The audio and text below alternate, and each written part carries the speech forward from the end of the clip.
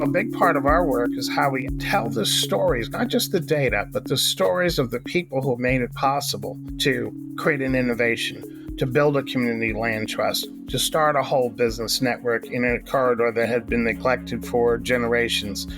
We think that is key to our work. And lastly, how we partner with people who have expertise.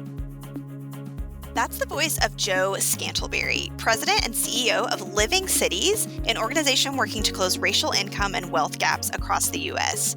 Today, we're exploring how topics like housing and equity intersect with economic development and talking about community land trusts, plus other targeted efforts to create lasting change. I'm Amanda Ellis, and you're listening to Inside America's Best Cities, a podcast for chamber, economic development, and talent attraction professionals. Learn more about this podcast at livabilitymedia.com. And with that, let's jump in. Welcome, Joe, to Inside America's Best Cities. Super excited to chat with you. Good to be here. Tell us, to start off, an overview. What is Living Cities? What are your goals? Tell us a little bit about your work. So, first of all, Living Cities is a member collaborative. We are a consortia of foundations and financial institutions, all of whom share the same vision that we do as a staff, and that is that everyone in American cities should be able to live an economically sustainable life in which you're able to thrive and hopefully build an abundant life and a connected life, and we think that's possible. We are specifically focused on the role that capital plays in achieving that kind of vision and advancing that vision. And we've zeroed in on a number of different areas, specifically impact investing. We're in the process of raising our third Catalyst Fund. Business ownership, because we think that the ability to own and build economies within cities where people are proximate is key. And home ownership. We think that's one of the ways we know that families are able to build generational wealth, and we like to see more of that happen. And the key to all of that is capital, access to knowledge capital, and access, frankly, to social capital. And we think cities are the place to do that work. The part of that work that I'd like to focus on today is the homeownership aspect in particular. Of course, our audience is a lot of economic development folks, and that's really become something that they're thinking about a lot more than they used to in light of a lot of, housing affordability issues, housing stock issues. And that's really important to workforce, right? You have to have places for people to be and enjoy for that to work. So I'd love to delve more into that specifically with our time together today. And you touched on this a little bit, but can you delve a little bit more into why that's a prong of your work, in particular, homeownership? Sure. When we think about wealth building, we're aware that there are many things in our society that, we all hear about all the time, social ills and challenges that people have in communities. But what we also know is that those communities where you have a high percentage of ownership and the ability to own the places where people rent, you have a different attention to care, you have a different attention to community dynamics. But more importantly, if you're able to build generational wealth through home ownership, you're actually able to move your family from poverty, struggle, to having aspirations into the next generation. What we don't acknowledge is that most of the home ownership that we have in this country and the complexion of that home ownership was brought about by a combination of policy and, unfortunately, restriction. A lot of that restriction came through redlining, and a lot of that opportunity came through federal efforts to create new housing. We think it's time to equal that, to address inequalities that we've inherited by figuring out ways to bring about more capital for current homeowners who are seeking to improve their homes, grow their homes, build their neighborhoods, as well as to figure out ways to ensure that people who have homes don't lose their homes because of the ups and downs of the market. I know you've got a couple of programs that cities can participate in that I want to talk a bit about. So you've got the Year of Reckoning program, and then you also have the Closing the Gaps cities. Can you talk a little bit about those programs, like how they tie together or are different, and then how the homeownership piece ties into that too? Sure. So let me just speak to where we are today. I think year reckoning is a little bit of our past. And the way we talk about the Closing the Gaps network is that it's really the network of cities. And it's a network of cities. And in my introduction, I really didn't emphasize this, but I'm going to really just key in here.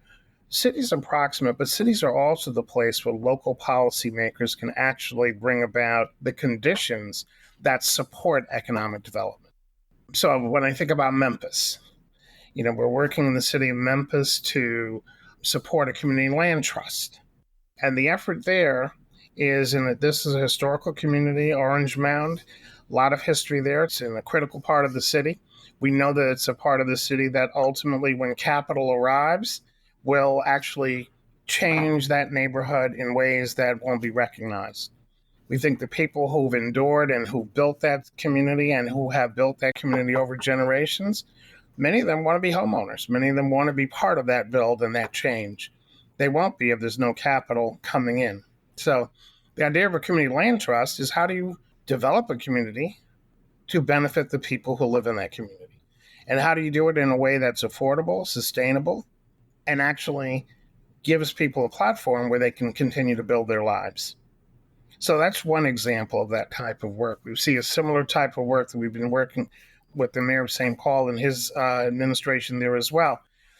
But when I talk about the Closing the Gaps network, it's the network of cities where you have public leaders as well as community leaders who ultimately have resolved that they want to address the inequities, the historical inequities that exist in their communities, and they want to do so with us to advance economic progress for all. So you're talking about the land trust concept, and I know we had another interview recently where they were talking about community land banks. I understand those are not the same thing. Can you talk about how they're different? Sure. So when you think of a community land bank, you think of all of the acquired land through either foreclosures or public land that the city could reallocate in lots of different ways. When you think of a land trust, you're typically thinking about a nonprofit or another intermediary that is holding the land in trust for its community, actually centralizing the development for the community. A land bank doesn't necessarily have to have that guarantee. A land bank can sell to the highest bidder. A land bank can develop with the whole community in mind or develop for revenue purposes solely. When we think of a community land trust, we think of the community first. And in all of our civic work, we recognize that there are public leaders, appointed leaders, but there are often leaders who don't have titles that are critical to the heart and to the lifeblood of a community. How do we make sure their voices are heard?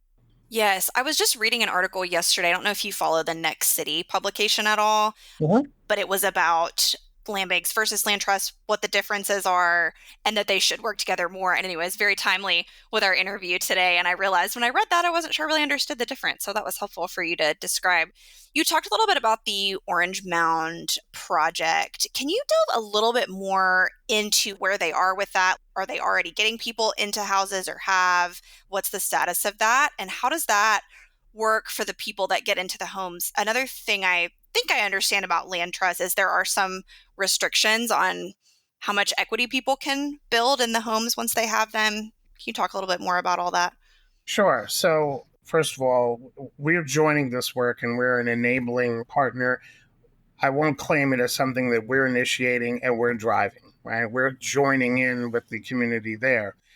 And in this particular example, we're talking about a community that is acknowledging deep seated racial inequity in Memphis, right? Rooted in historical segregation, economic disinvestment.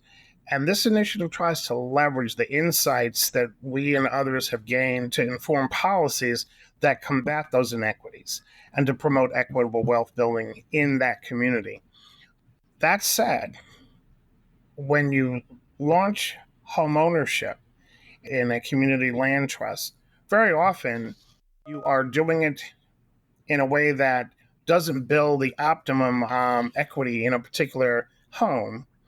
But we're talking about folks who could not typically buy into home ownership in any way because of the restrictions that have been in that community and that community has faced.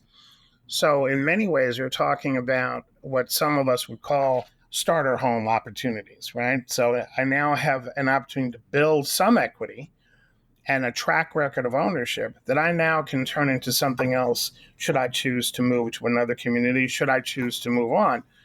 But that property, highly maintained, supported by the land trust itself, remains affordable for the next family that's looking to own that home as I've sold that home and so forth. So it creates affordability in a way that gives people an entry ramp to home ownership. But then, of course, those families can stay in or keep that home, forever if they want to. So that only even applies were they to leave it, right? Absolutely. I want to hear more about the Youth Rise program in Minneapolis. That may be what you referenced a minute ago. I'm not sure, but can you talk more? You mentioned something about St. Paul. No, I was talking about St. Paul because of the work where, again, a historically excluded community, redlined. The city there chose to build a land trust approach in order to actually make sure that those residents weren't pushed out as they were starting to think through greater investment in that community. So it's a very, very novel way for city leaders to actually think through. Yes, we want development, but we want development for the people who are here and the people who are willing to join in a community, as opposed to we do development and then the whole community changes overnight and we no longer recognize ourselves. So Youth Prize is a brilliant organization led by Marcus Pope up in Minneapolis, and it's more aligned with our business ownership approach.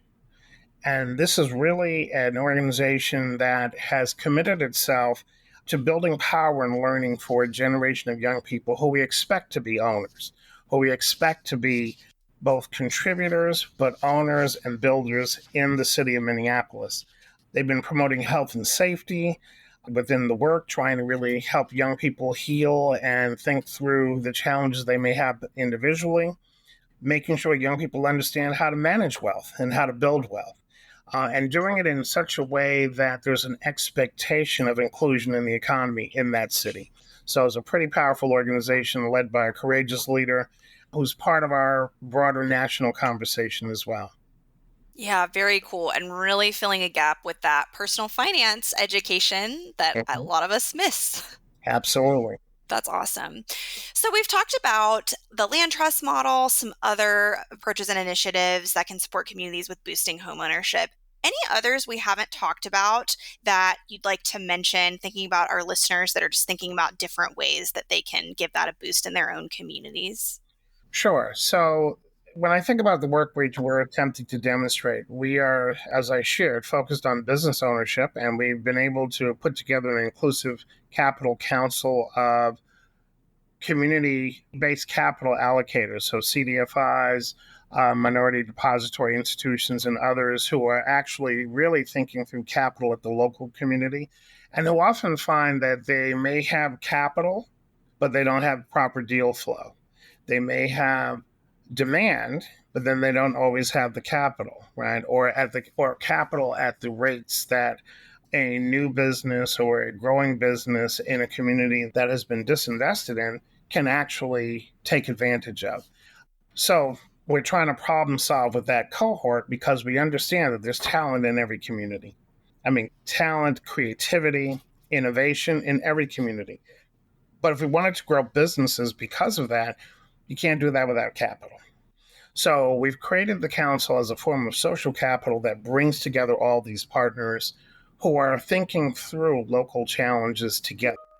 For us, it's a means of building the kind of social capital network that can benefit from some of the other things that we're doing, specifically building a center of excellence that draws on all the things that philanthropic institutions, whether they be financial institutions that have invested in community reinvestment ideas or their own philanthropic work, or private foundations who've done the same, how do we share the knowledge that they've accrued over many, many years and put that in the hands of communities and cities and city leaders? So, again, knowledge capital. We're specifically thinking through the narrative change. So, this podcast is an example of narrative change, right? How do you actually share the stories and the efforts that many communities are making to lift and create prosperity for all? How do we do that? Telling the story, sharing what's possible, giving folks a chance to emulate. I have a silly comparison here.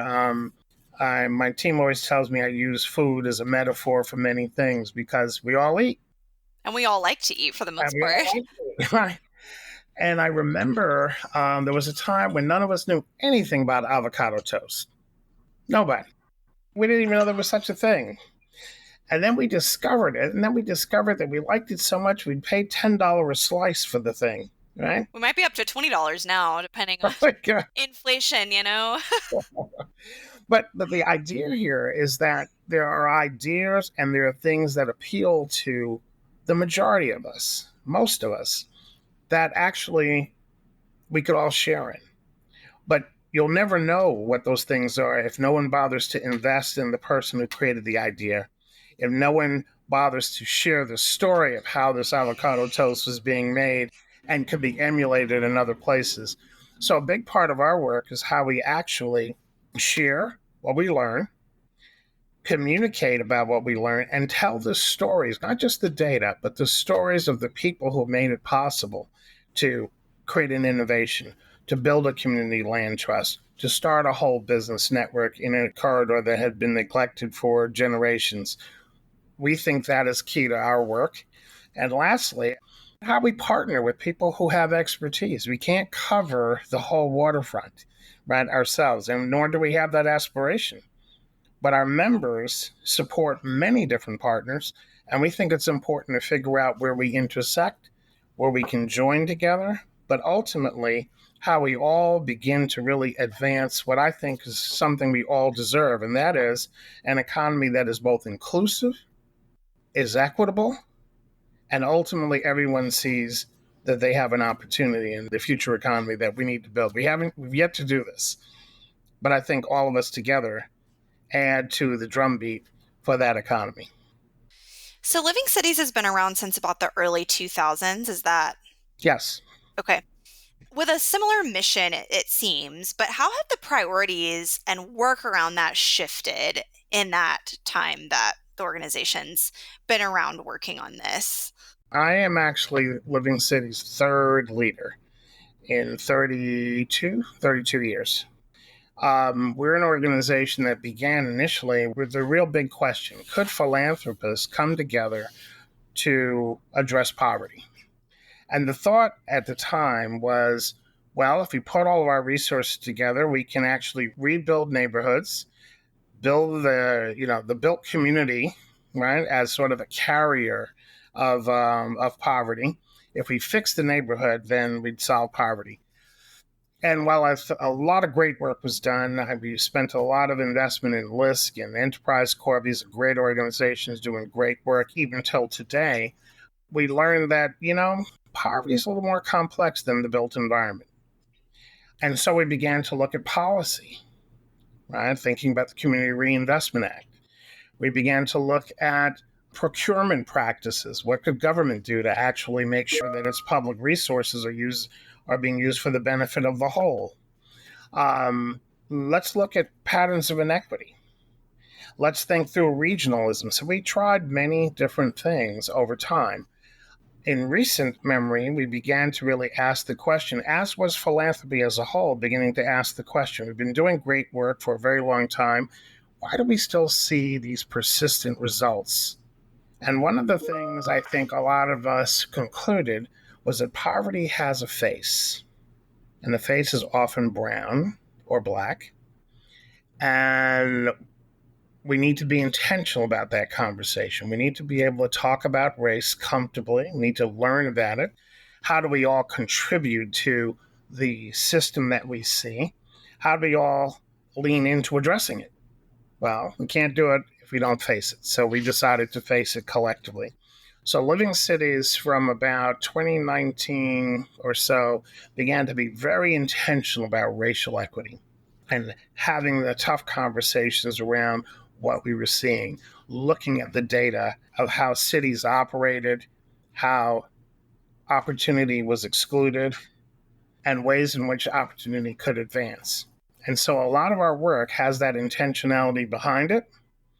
And where we are now is we're very clear that if we can figure out how capital and access to capital, as I said earlier, both knowledge capital, social capital, and financial capital can be unlocked, and the presumption of who should manage capital shifted a bit, we think we'll begin to see an economy that we deserve, and that's one in which everyone can fully participate. Joe, I saw your quote in an article about the floodgate problem that you want to have with communities wanting support on working on these issues. So our audience, as I talked about, chamber and economic development groups, people working at those types of organizations, do you partner with any of those, or how could they possibly engage with living cities as they look to address these issues and gaps? So I would say primarily a lot of where we're channeling the energy of chambers and business serving organizations is in the work we're doing with our Inclusive Capital Council. We really are thinking through how do you have more voices of folks who are thinking through the challenge of local enterprise, the challenge of sustained economic development and capital flow. And so the council is what we're hoping will be kind of the common space to come together to problem solve together. That's one.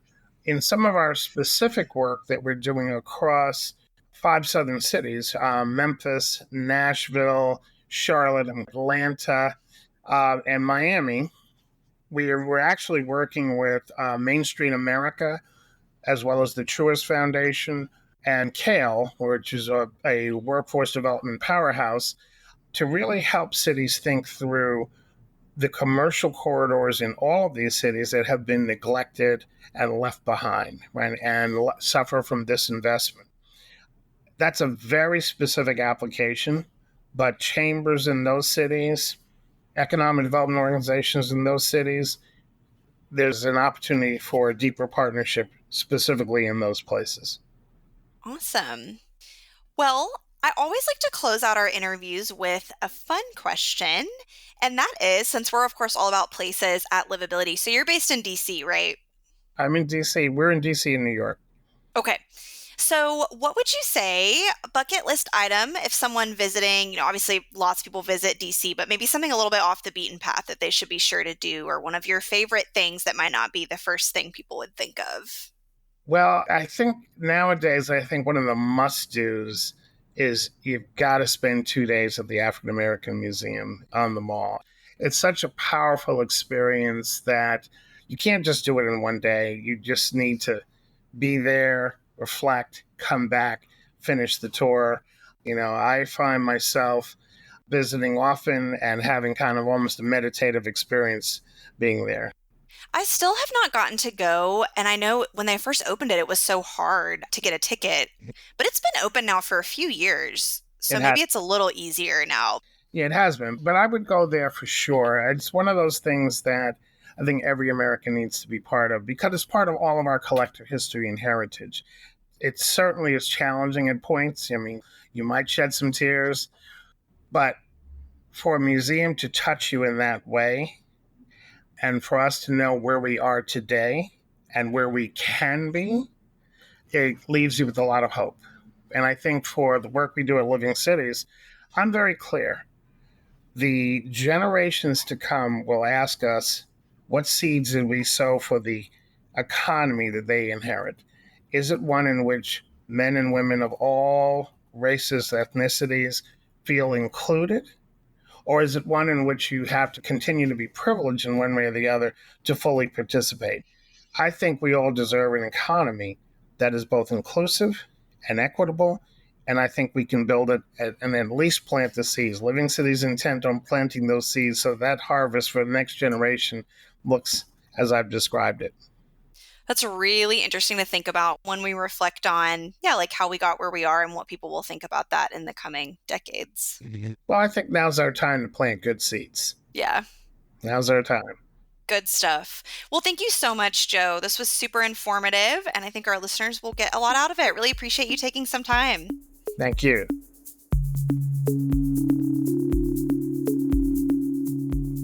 Thanks for listening to the Livability Podcast, where we take you inside America's best cities. At Livability, we highlight the unsung awesomeness of small and mid-sized cities across the country. We also partner with communities to reach their target companies and potential residents through digital content and print magazine programs. If you enjoyed this episode, please follow, rate, and review this show wherever you listen to podcasts. You can also learn more about us at livabilitymedia.com.